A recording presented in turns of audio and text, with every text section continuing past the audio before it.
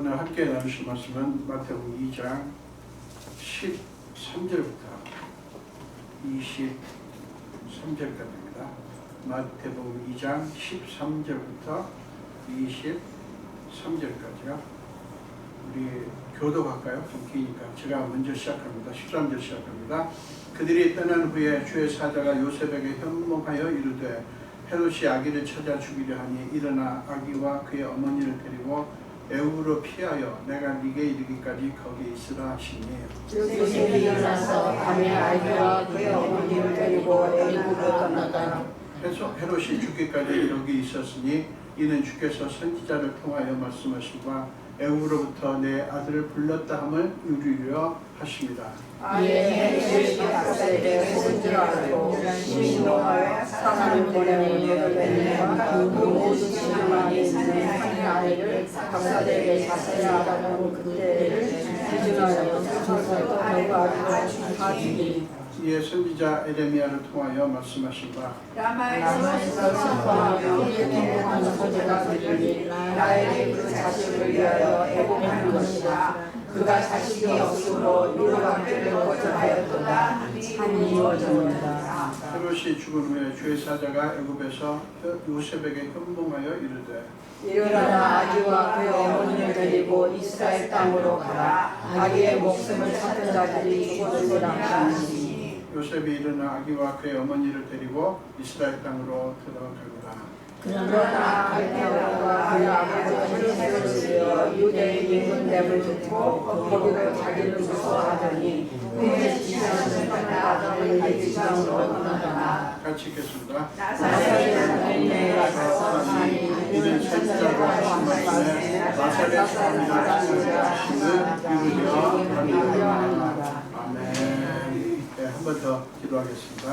예수님, 부족한 종을 말씀을 전하라고 세워주신 주님, 전하라고 하셨기에 순종하고 섰사오니 성령님이시여 종의 입술을 성령의 불로 정결케 하사 하나님의 말씀이 온전히 선포될 수 있도록 종의 입술을 마음껏 사용하여 주옵소서.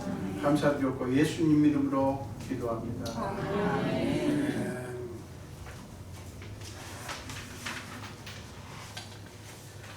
오늘 함께 읽으실 말씀으로 팔로 모아 품에 안으시는 주님이라는 제목으로 함께 나누시겠습니다.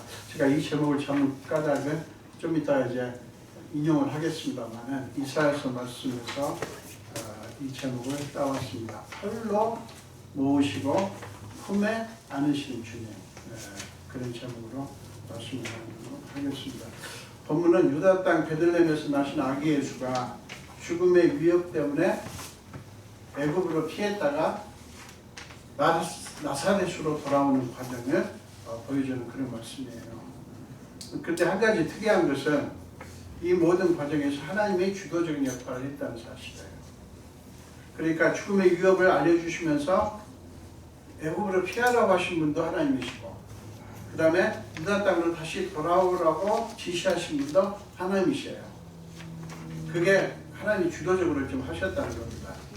13절 보면 그들이, 박사들이에요. 동방에서 온 박사들이, 그들이 떠난 후에 주의 사자가 요셉에게 현몽하여 이르되 헤롯이 아기를 찾아 죽이려 하니 일어나 아기와 그의 어머니를 데리고 애굽으로 피하여 내가 네게 이르기까지 거기 있으라 하시니. 자, 하나님은 헤롯의 음모를 미리 알려주시고 피할 것과 피할 기간까지 자세하게 말씀을 해주신 거예요. 그래야 요셉은 한밤중에 일어나 아기와 그의 어머니를 데리고 애굽으로 떠납니다.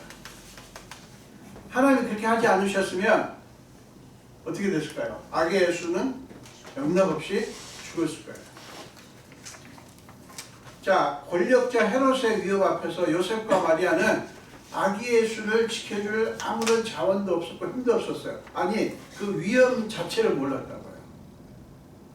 잠시 후에 닥칠 위험도 전혀 알지 못한 채 그냥 잠을 자고 있었습니다. 그런데 요셉과 마리아는 아무것도 몰랐지만 하나님은 다 아시고 그들을 미리 피하도록 그렇게 하신 거예요. 여러분, 이 일이 있기 전에 어떤 일이 있었죠? 조금 전에 지금 마리아와 요셉은 뭘 경험했어요? 동방에서 온 박사들이 아기 예수를 경배하는 것을 그 놀라운 광경을 봤다고요. 지금 얼마 안 돼, 며칠 불과 조금 전 일이에요. 그런데 곧 이어서 아기의 생명이 위험에 빠진다? 여러분 이거를 누가 상상이라도 했겠어요? 그 하나님의 영광이 그렇게 임하고 하나님의 역사가 그렇게 임했는데 아니 어떻게 이런 일이 바로 닥쳐요? 우리가 신앙생활 하면서 당황하는 게 그런 거 아니에요.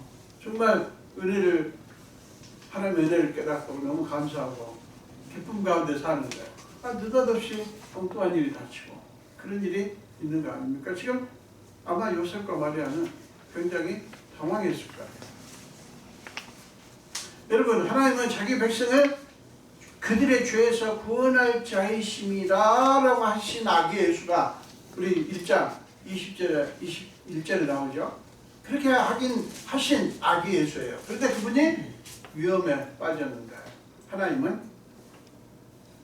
이렇게 소극적으로 피하라고만 하셨어요. 왜 그러셨을까? 왜 그러셨을까? 헤롯이 악한 짓을 하려고 하는데 천지 만물을 창조하신 하나님이 하실 수 있는 게 그것밖에 없었을까요? 그까지 헤롯의 계략 따위는 미리 막아주시거나 아니면 보기 좋게 그 계략을 깨뜨리시거나 해가지고 어쨌든 특별한 방법으로 아기 예수를 보호하실 수 있지 않았을까요? 왜 근데 그렇게 하지 않고 이렇게 애국으로 피하는 그런 방법을 말씀하셨을까 하는 거예요.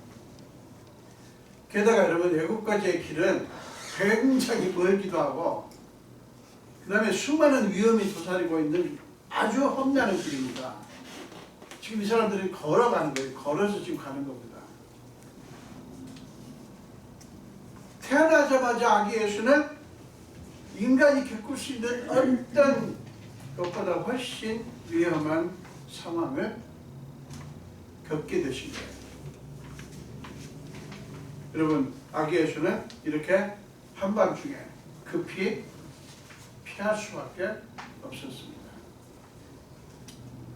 하나님이 보호하심이 없이는 생존조차 가능하지 않은 그런 연약한 어린 아기였어요. 우리가 믿는 예수님.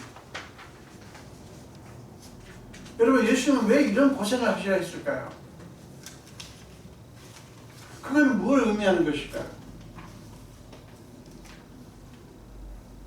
여러분 이것이 자기 백성을 그들의 죄에서 구원할 자로서의 예수님의 정체성의 신비예요. 자, 하나님은 아기 예수를 자기 백성을 그들의 죄에서 구원할 자라고 말씀하셨어요. 근데 이 이름이 예수님의 정체성이에요. 근데 이 정체성의 신비가 이 예수님이 태어나자부터 갓난 아기 때부터 겪은 고통의 고생의 의미예요. 주님은 이 세상의 악한 자들의 폭력에 신음하는 온 인류의 짐을 짊어지신 고난의 종, 희생제물로 드려질 어린 양으로 이 땅에 오셨어요. 그렇기 때문에 하나님이 그를 구원하실 수 없어서 더 좋은 방법이 없어서 그 모진 고통을 겪도록 내버려 두실 것이 아니라 오히려 고난의 종으로서 우리의 고통을 어렸을 때부터 짊어지시도록 하십니다. 히브리서는 이것을 이렇게 증언을 합니다. 히브리서 2장 17절 18절에서 이렇게 증언합니다. 제가 쉬운 성경으로 읽겠습니다. 그러므로 예수께서는 모든 면에서 사람과 똑같이 되셨습니다. 예수님께서는 하나님을 섬기는 자비롭고 신실한 대제사장이 되셔서 그들의 죄가 용서받을 수 있게 해 주셨습니다. 주님은 시험받는 자들도 도와주실 수 있습니다. 왜냐하면 예수님께서 직접 고난당하고 시험을 받으셨기 때문입니다. 여러분, 이게 예수님이 왜 갓난아기 때부터 이렇게 고생을 하셔야 합니다. 그걸 보여줍니다. 여러분, 이것이 자기 백성을 향한 하나님의 사랑과 권세예요. 그리고 역사하시는 방식이에요. 여러분, 한밤중에 급히 일어나 아기와 마리아를 데리고 머나먼 애굽으로 떠나야 하는 요셉을 한번 생각을 해보세요. 그들은 지금 한 치 앞도 알 수 없는 상황 가운데 놓여 있습니다.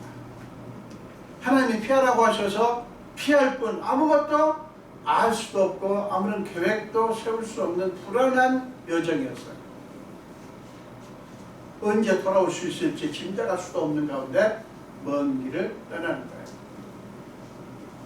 사랑하는 여러분, 지금 우리가 사는 삶도 그렇지 않나요? 이런저런 계획이 있죠. 이렇게 하겠다, 저렇게 하겠다, 이거 했으면 좋겠고 저거 했으면 좋겠다, 계획을 세우고 또 그런 여러 가지 원하는 것들이 있지만 사실은 우리도 때로는요, 알 수 없는 길을 가야 하고 알 수 없는 일을 해야 할 때가 있다는 사실이에요. 내가 지금 이 길을 왜 가야 되는가? 내가 왜 이 일을 해야 되는가? 알지 못하지만 할 수밖에 없어서 해야 될 때가 있다고요. 아무것도 예상할 수 없고 전혀 감도 잡히지 않지만 그래도 가야 하고 그래도 해야 할 때 그 불안감. 여러분, 그때가 불안하지 않습니까?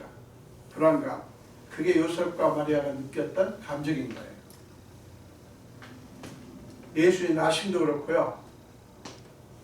마구간에서도 동물 마구간에서 태어나셨지 않습니까? 지금은 가난하기 상태로 애굽으로 피신한 일도 이게 뭐예요? 요셉과 마리아의 계획이에요? 아니요. 하나님이 계획하신 것들이에요. 하나님이. 그렇듯이 우리에게 일어나는 이해할 수 없는 수많은 일들, 여러분에게 일어나는 이런저런 수많은 일들, 거기에도 하나님의 섭리가 있습니다. 그걸 믿으십시오. 쓸데없이 일어나는 일 아니다. 물론 우리가 실수해서 우리가 잘못해서 그 결과로 일어난 일들도 있을 거예요. 그런데 심지어는 그것조차도 하나님께는 쓸모없는 게 없어요. 우리가 하나님의 자녀이기 때문에 우리가 그런 존재입니다. 그래서 우리는 될 수 있으면 실수 안 해야 되죠. 잘 해야 되겠지만 일단 일어난 일 어떡합니까? 일어난 일 가지고 그냥 내가 미쳤지, 내가 왜 그랬을까? 가슴을 치면서 그냥 세월을 낭비하고 허비하고 그러는 분들이 덜어 있어요. 우리는 그러지 마십시오. 물론 아프죠. 화가 나죠. 그렇지만 여기에도 하나님은 여기서도 하나님 무슨 일을 하실 수 있다 라고 하는 것을 믿으시기 바랍니다. 그래서 우리 그리스도인들은 원래 실수 안 하는 게 좋지만 실수를 하고서도 하나님께 맡길 수가 있어요. 그러면 그것 가지고 하나님이 뭘 하셔요? 하나님이 하실 일을 하셔요. 요셉은 아기와 그의 어머니 마리아를 데리고 애굽으로 가서 그곳에 머물게 됩니다. 이것을 보여주는 14절과 15절에서 우리는 다음 두 가지를 눈여겨봐야 되는데요. 하나는 요셉 가족이 애굽에 머무는 기간이 헤롯이 죽기까지라는 거예요. 헤롯이 죽기까지. 그러니까 무한정 계속 머무는 게 아니에요. 헤롯이 죽기까지. 또 다른 하나는 뭐냐면 그것이 예언의 말씀을 이루는 것이다라는 거예요. 예언의 말씀.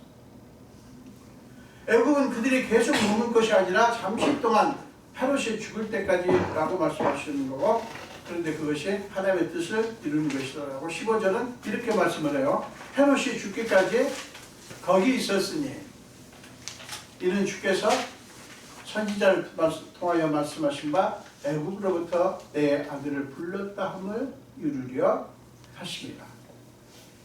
이조차도 하나님의 뜻이 이루어지는 거라는 거예요. 자, 그래서 애굽으로 피신하게 하셨다는 거예요. 지금 또 하나 의미가 있습니다. 왜 애굽으로 가겠습니까? 여러분 아기 예수가 애굽에서 사신 것은 뭘 보여주냐면 그 옛날에 이스라엘 백성들이 살았던 애굽의 삶을 사는 것이고요. 그 다음에 그들이 걸었던 광야길을 걷는 것이고요. 그 다음에 그들이 경험한 출애굽의 경험을 똑같이 경험하시는 것이었어요. 놀랍습니다. 예수님을 애굽으로 피하게 하신 이유가 그거라는 거예요. 여러분 본문에서 우리가 힘들게 하는 게 있어요. 그게 뭡니까? 요셉이 아기 예수를 데리고 애굽으로 떠난 후에 어떤 일이 유다 땅에서 어떤 일이 벌어져요? 끔찍한 살육이 벌어집니다.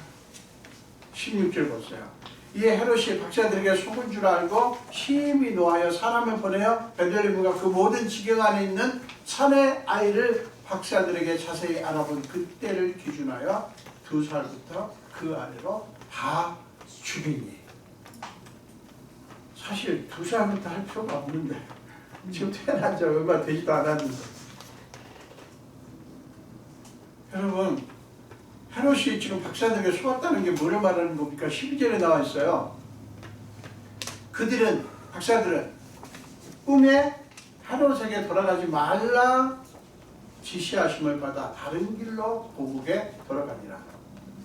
자, 그게 뭐죠? 결국 뭐죠? 하나님의 박사들을 헤롯에게 돌아가지 말라고 하신 거예요. 그러니까 하나님의 역사하지 않았었으면 그들은 이 박사들은 원래 약속한 대로 왕에게 갔을 거예요. 그렇지 않습니까? 그러니까 박사들이 일부러 왕을 속이려고 한 게 아니라 하나님 때문에 왕에게 가지 않음으로 말미암아 본의 아니게 그들은 헤롯을 속인 거예요. 그럼 결국 뭐예요? 하나님이 하신 거예요. 하나님이 하신 거예요. 그러니까 박사들이 헤롯에게 가지 말도록 한 것도 하나님의 하신 일이에요. 원래 계획이 뭐였죠? 박사들이 아기 예수를 경배하고 헤롯에게 가서 이제 자초지종을 얘기하겠죠? 그리고 헤롯의 계획은 뭐였어요? 군사를 보내서 급습해가지고 그 마구간을 급습해서 이 예수를 죽이려고 했던 거예요.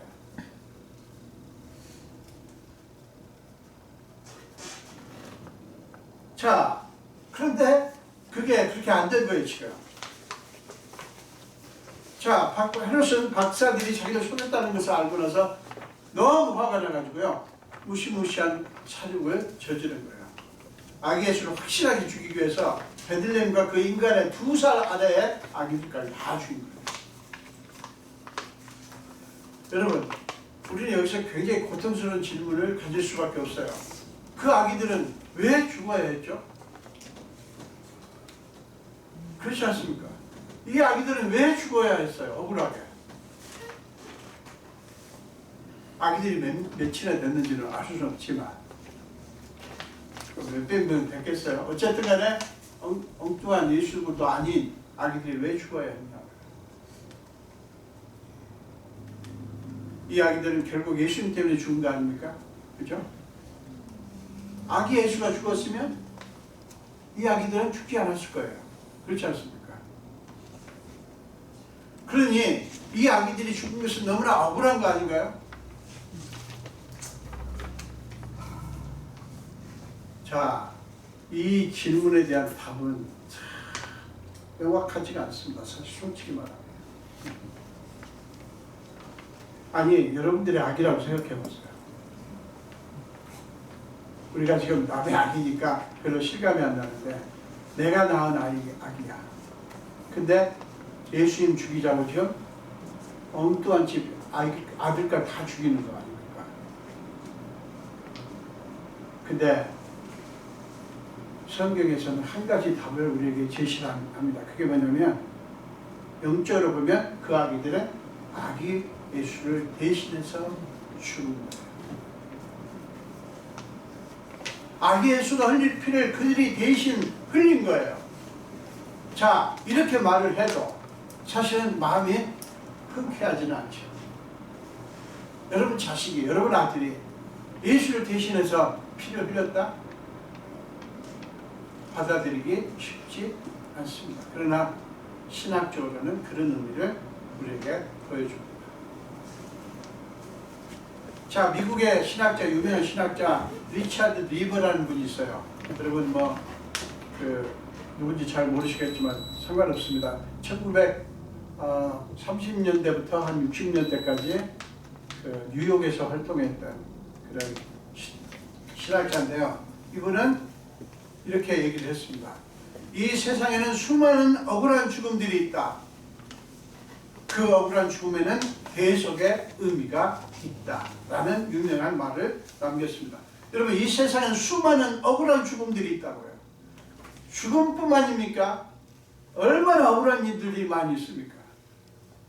내가 무슨 죄로, 우리가 왜 그렇게 탄신할 수밖에 없는 수많은 일들이 일어난다고요. 근데 리처드 리버는 그 죽음에는 대속의 의미가 있다라고 말을 한 거예요. 이게 굉장히 어려운 말입니다. 이해가 안 돼요. 그는 그 결론을 어떻게 얻어냈냐면 600만 명이 넘는 유대인들이 아우슈비츠에서 비참하게 죽었지 않습니까? 그렇게 왜 그들이 그렇게 죽어야 했는가를 깊이 고뇌한 끝에 그들의 억울한 죽음은 이 세상의 온갖 불의와 악독과 죄악과 폭력을 짊어진 대속적인 죽음이었다라는 결론을 내렸습니다. 여러분, 저는 이 리처드 리버에 대한 이야기를 제가 신학교에서 공부할 때 그 강의를 들으면서 제가 펑펑 울었어요. 아, 그렇구나. 설명이 안 돼요. 여러 가지 얘기하죠. 유대인들이 무슨 굉장히 수존노들이었다, 욕심쟁이였다, 그다음에 등쳐먹고 막 그렇게 해서 돈을 번 사람들이다. 오만 유대인들을 욕하는 그런 스토리 얘기들이 많이 있었고,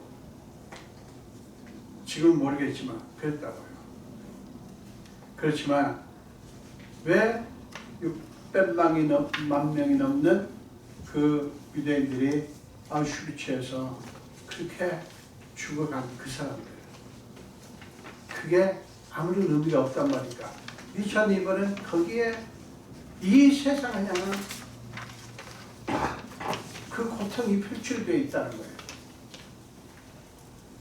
그는 본문에 나오는 아기들의 죽음, 리처드 리버가 바로 이 본문에 지금 2살 아래에 그 아기들의 죽음을 아우슈비츠에서 죽어간 유대인들의 죽음과 함께 그 리처드 리버라고 하는 그 신학자의 마음을 괴롭힌 거예요.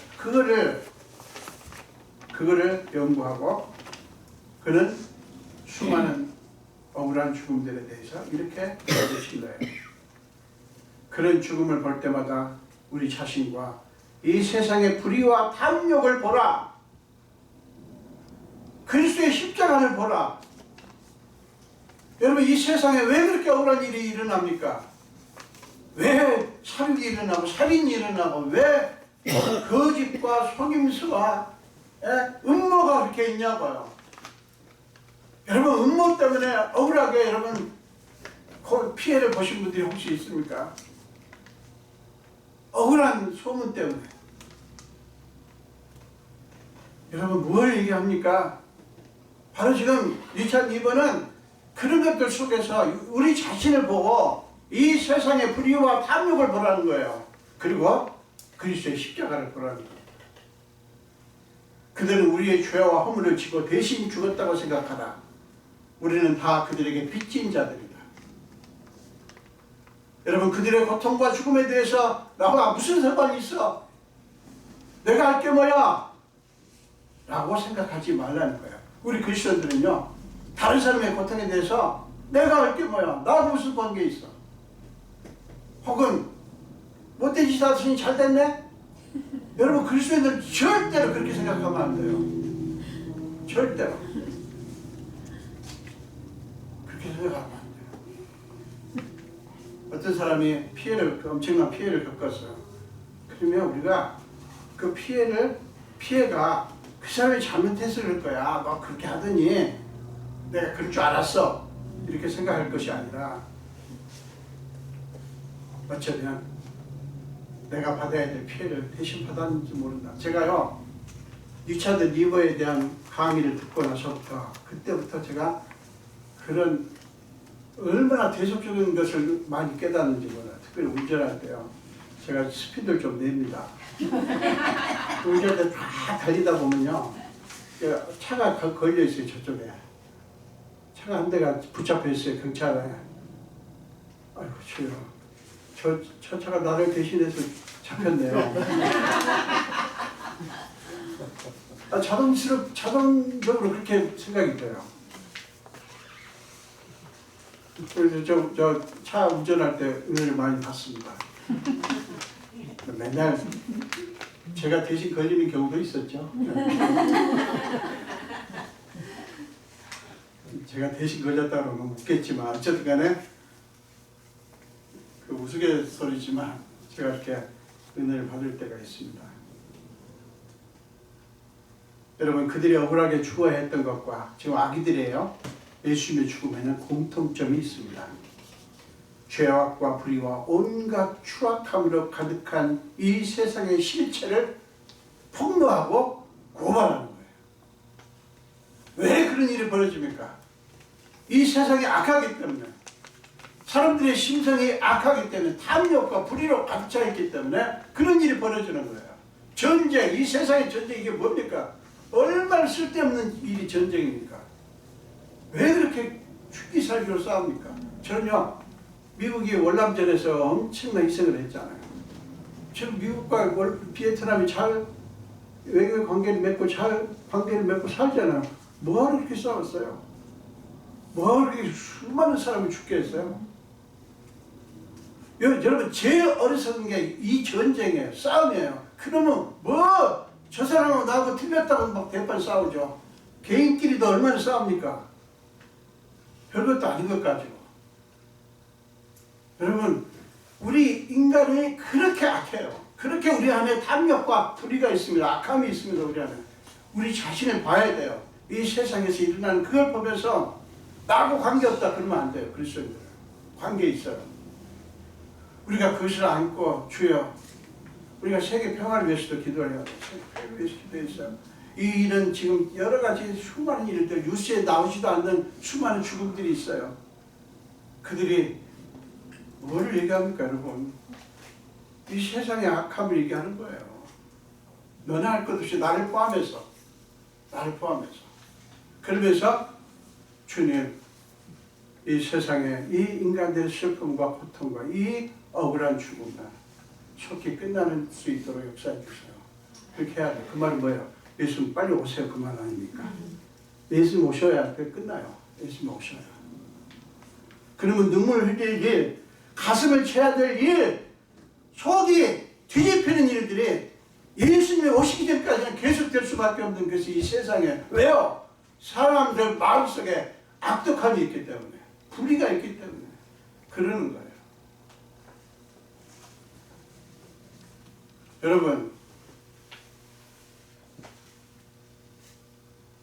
그런 세상의 죄를 짊어지기 위해서 예수님이 아기 때부터 고통받는 백성들의 고통을 자신의 몸으로 짊어지신 거예요. 그게 예수님의 고생의 의미예요. 그때는 어떻게 하셨어요? 예수님이? 우리의 죄를 짊어지시고 십자가에서 죽으셨어요. 그것으로 끝났으면 아무것도 아니에요. 예수님 뭐 하셨습니까? 부활하셨어요. 예수님은 그런 방식으로 이 세상의 권세를 무력화하셨습니다. 이제 이 세상의 권세는요, 종이 권세예요. 여러분 종이 호랑이란 말 아시죠?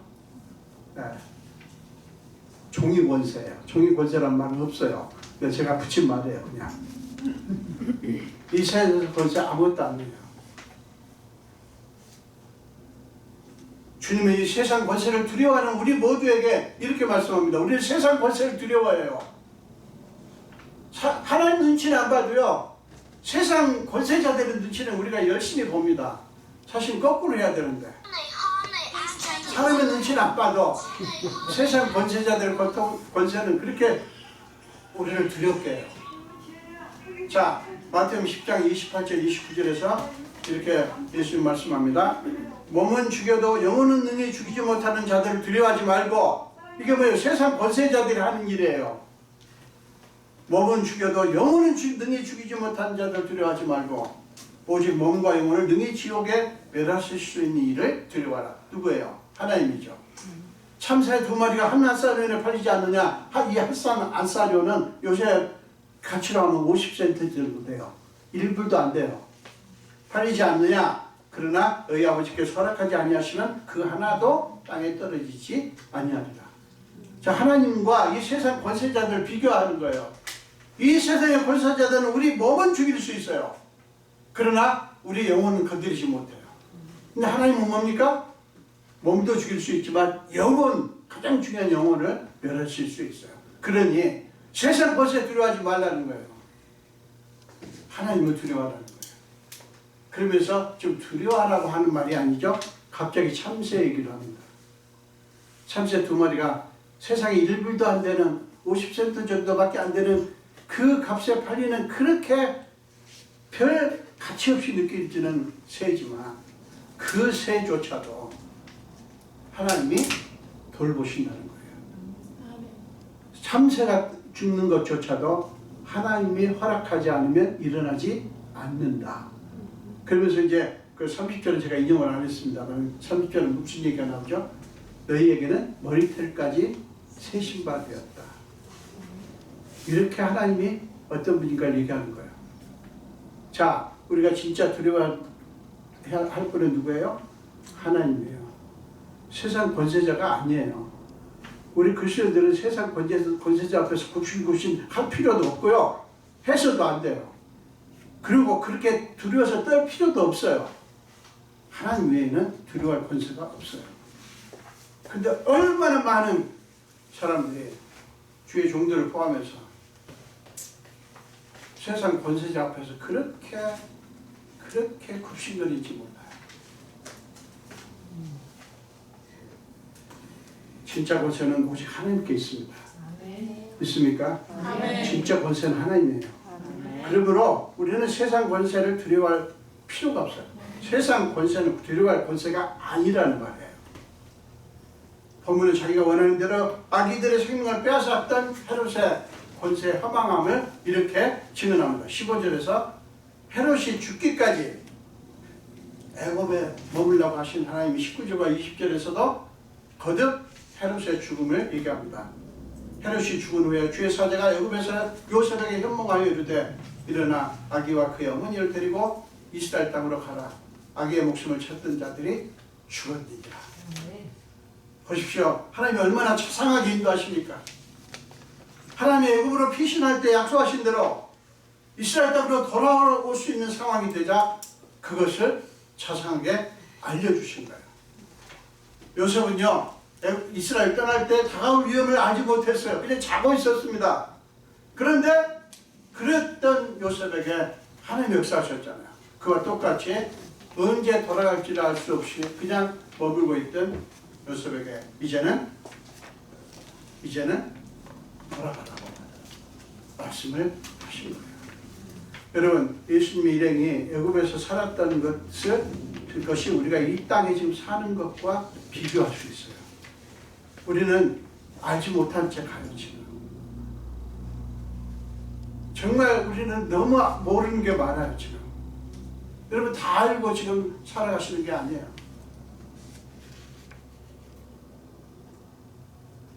사랑하는 여러분, 이사야 선지자는 우리가 믿는 하나님에 대해서 그분이 얼마나 우리에게 자상하게 우리를 살피시고 인도하시는가에 대해서 이렇게 증언합니다. 이사야 40장 10절 11절 보세요. 이거는 우리 같이 읽도록 하겠습니다. 시작. 보라, 주의 여호와께서 장차 강한 자로 하실 것이요 친히 그의 팔로 다스리실 것이다. 상급이 보라, 상급이 그에게 있고 보임이 그의 앞에 있으며 그는 목자같이 양떼를 메고 있으며 어린 양을 그 팔로 모아 품에 안으시며 젖먹이는 것들을 온순히 인도하시리로다. 아멘.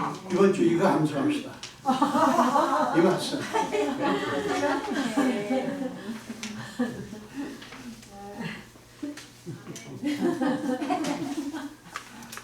장차 강한 자로 임하실 것입니다. 예수님 다시 오실 때는 마국간에서 그렇게 힘없는 악이 그 모습으로 오시잖아요. 심판주로 오십니다. 강한 자로 임하실 것이요. 그러면서 그분이 우리를 양떼같이 목자같이 양떼를 먹이시고 어린 양을 그 팔로 모아 품에 안으시며 젖먹이는 암컷들을 온순히 인도하시리로다. 우리가 지금 애굽 땅에 살고 있습니다. 근데 우리는 하나님 품 안에 있습니다. 저와 여러분은 하나님의 품 안에 안겨 있어요. 이분이 요셉과 마리아와 아기 예수를 그렇게 인도하셨듯이 오늘날 하치합도 할 수 없는 삶의 인생길을 걸어가면 우리 모두를 그렇게 신실하게 인도하실 것입니다. 믿습니까? 이분이 우리가 의지할 분이에요. 이분이.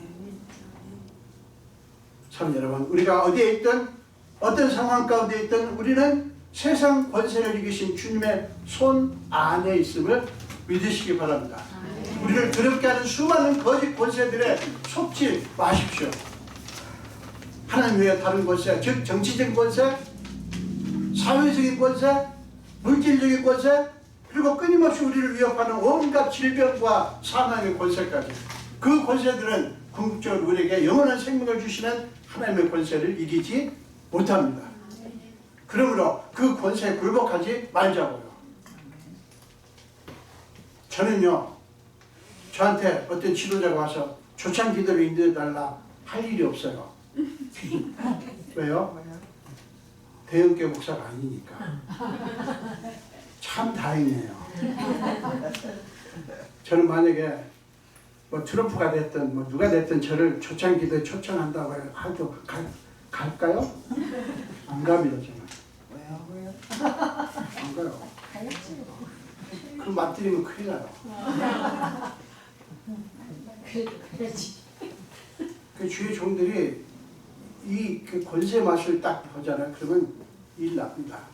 권세 그 맛, 돈만 제일 위험해요. 뭐 부를 일이 없는데 제가 큰 소리 빵 치고 있는데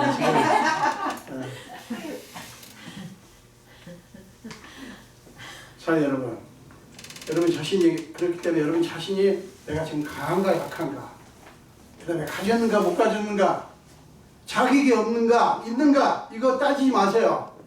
여러분 뭐 한 일 있으면 난 자격이 안 돼요. 난 자격이 없어요. 여러분 우리 그리스도인의 자격은 뭐예요? 딱 한 가지예요. 하나님의 자녀라는 자격. 여러분 하나님의 딸들이고 아들이라고요. 이 자격밖에 내세울 게 없어요. 뭘 이렇게 덕지덕지 나한테 이게 있고 저게 있고 다 필요 없어요. 그거 따지지 마시고 뭐만 생각하셔요?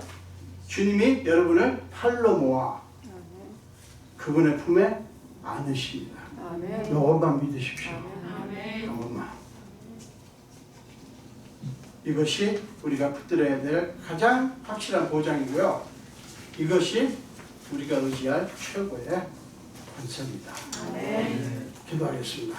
예수님 감사합니다. 오늘 주님 앞에 우리가 이렇게 나올 수 있도록 인도하시고, 오늘 아기 예수를 위해서 하나님이 하신 이런 고통에서 우리를 향한 하나님의 마음을 봅니다. 억울하게 죽어간 그 베들레헴 일대의 그 아기들, 그들은 예수가 흘릴 피를 대신 흘렸고, 그들의 모습이 바로 당시의 지도자인 헤롯의 불의와 악독함을 우리에게 알려줍니다. 헤롯뿐만이 아닙니다. 오늘날 권세자들 다는 아니겠지만 그런 악한 욕심과 탐욕으로 나라를 다스리는 지도자들이 수도 없이 많습니다. 이 세상은 여전히 우리가 살 곳이 아니고, 우리는 잠시 애굽에 머물던 요셉과 마리아처럼 잠시 살고 있습니다. 이 땅에 사는 동안 주여, 우리가 이 세상 권세가 아니라 죽음의 권세도 아니고 질병의 권세도 아니고 물질적인 권세도 아니고 정치적인 권세도 아니고 오직 하나님의 권세만 바라보며 하나님만 의지하는 우리가 되게 하여 주옵소서. 감사드렸고 예수님 이름으로 기도합니다. 아멘.